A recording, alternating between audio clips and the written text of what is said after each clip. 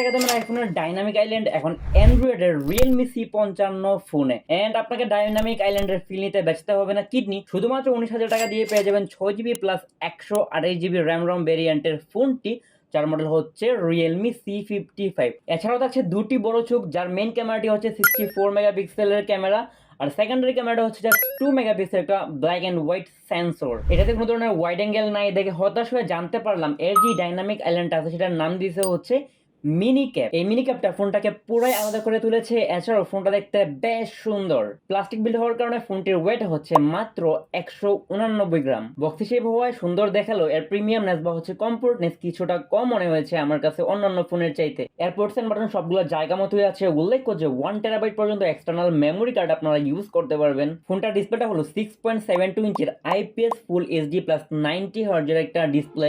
এই ফোনটাকে সম্পূর্ণ আলাদা করে তুলেছে এর মিনি ক্যাপ। তবে এর পাঞ্চুল তেমন বেশি একটা জায়গা নিয়ে নেয় না, শুধুমাত্র একটা ওয়াটারের ড্রপ পরিমাণ জায়গা নেয়। এর শ্যাডো এরিয়াটা কিন্তু খুব ভালোভাবেই বোঝা যায়। এইটা একটা ব্যাড সাইড হতে পারে এর। IPS ডিসপ্লে হয় কন্টেন্ট ওয়াচিং এ তেমন বেশি একটা প্যারা খেতে হয় নাই। যদিও এখানে যদি অ্যামোলেড ডিসপ্লে হতো তাহলে আরেকটু বেশি ভালো হতো।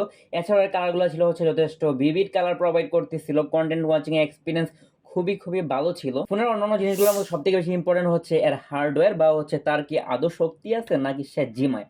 সো এর হার্ডওয়্যার সেকশনে ব্যবহার করা হয়েছে বেসিক্যালি মিডিয়াটেকের হেলিও G88 মডেলের একটি প্রসেসর, যেটা একটি মিড রেঞ্জের একটা প্রসেসর। সেটা দিয়ে মোটামুটি টুকটাক বা হচ্ছে বেসিক লেভেলের কাজগুলো খুব ভালোভাবেই করা যায়। বাট যাদের এক্সপেকটেশন অনেক বেশি হাই, এটা দিয়ে গেমস খেলবেন তাদের জন্য এটা না। এটা কোনোভাবে গেমিং একটা প্রসেসর না। সো যারা গেম খেলবেন চিন্তা ভাবনা করতেছেন তাদের জন্য এটা না, আবারও বলতেছি।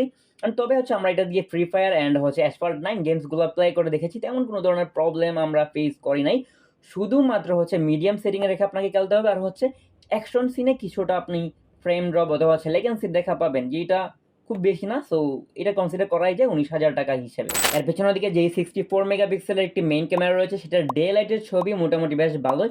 তবে যদি আপনি ডিরেক্ট সানলাইটে গিয়ে ছবি তোলেন তাহলে হচ্ছে ফেসটা একদম লাল বানায় ফেলবে, যেটা আমার কাছে কিছুটা প্যারা মনে হয়েছে। অ্যান্ড যদি আপনি ছায়াতে ছবি তোলেন তাহলে কিন্তু এই প্রবলেমটা আপনি ফেস করবেন না। সো এটা কেন হয়েছে আমি জানি না, বাট এটা আসলে কিন্তু অনেক বড় একটা সমস্যা। যদি বলি হচ্ছে এই ফোনের প্রোটেক্ট মোডের কথা, তাহলে হচ্ছে এর এজ ডিটেকশন খুবই বাজে। এটা দিয়ে যখন ছবি তুলবেন তখন মনে হবে যে 15-16 সালের কোনো একটা ফোন দিয়ে আপনারা ছবি তুলতেছেন। এই এরিয়াগুলোকে কিন্তু একদম বাজে ভাবে সে নষ্ট করে ফেলে। সো এটা কি আদৌ সফটওয়্যার আপগ্রেড দিয়ে প্রবলেম সলভ করা উচিত কিনা, যদি পসিবল হয় তাহলে অবশ্যই কোম্পানিকে বলবো যে আপনারা এটা সফটওয়্যার আপগ্রেডের মাধ্যমে ঠিক করে দেন। আর না হলে আসলে এটা খুব একটা কাজে আসবে না আমাদের। 19,000 টাকা হিসেবে যদি প্রাইস হতো হচ্ছে 10 থেকে 11,000 টাকা, তাহলে হয়তো আমরা মেনে নিতে পারতাম। এতে আছে হচ্ছে 64 মেগাপিক্সেলের ক্যামেরা, যেটা দিয়ে যদি আপনারা ছবি তুলেন তাহলে 10 to 20% পর্যন্ত ছবিগুলো শার্প ইমেজ আপনারা তুলতে পারবেন। রিয়েলমি এতে ক্রোম বুস্ট নামে একটা অপশন রাখছে, যেটা দিয়ে যদি আপনারা ছবি তুলেন তাহলে ছবিগুলো আরেকটু বেশি সুন্দর হবে। লাইক কালারগুলো অনেক বেশি বুস্ট করে দিবে এবং হচ্ছে সোশ্যাল মিডিয়ার রেডি টাইপ অফ একটা ছবি আপনাকে প্রোভাইড করবে। সো চাইলে এই জিনিসটাও কিন্তু আপনারা ইউজ করে দেখতে পারেন। এটাও কিন্তু আমার কাছে কাজের মনে হয়েছে। সো ওভারঅল যদি মেইন ক্যামেরা দিয়ে নিয়ে বলি, জাস্ট প্রোটেক্ট মোডটাকে আমরা একটু আলাদা করে দিই, তাহলে হচ্ছে এটার মেইন ক্যামেরা অসাধারণ লেভেলের ছবি তুলতে পারে। কালার টালার সবগুলো একদম পারফেক্ট থাকে। বাট প্রোটেক্ট মোড খুবই বাজে।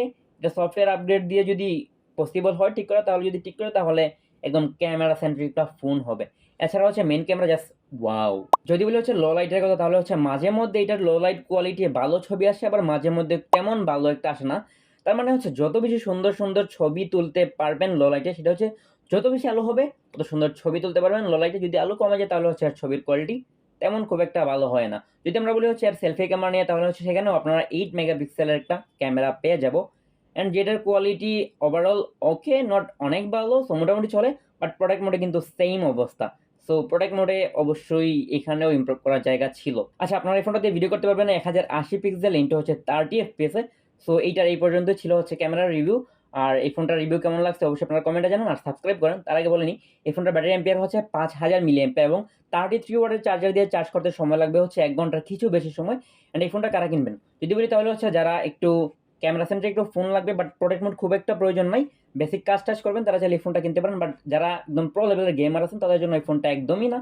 সো আজকে ভিডিওটাই পর্যন্ত, টাটা বাই বাই। ও আমরা তো একটা কথা বলতে ভুলেই গিয়েছিলাম, এটা যে ডাইনামিক আইল্যান্ড সেটা কিন্তু শুধুমাত্র চার্জের ক্ষেত্রে কাজ করবে। তো ইন ফিউচার যখন আপডেট আসবে তখন হচ্ছে নোটিফিকেশনগুলো দিয়ে দিবে। সো সেই পর্যন্ত অপেক্ষা করেন, আর না হলে কিনে ফেলেন। যদি আপনি ডাইনামিক আইল্যান্ডের একটা এক্সপিরিয়েন্স নিতে চান তাহলে হচ্ছে এটা বেস্ট। Bye bye.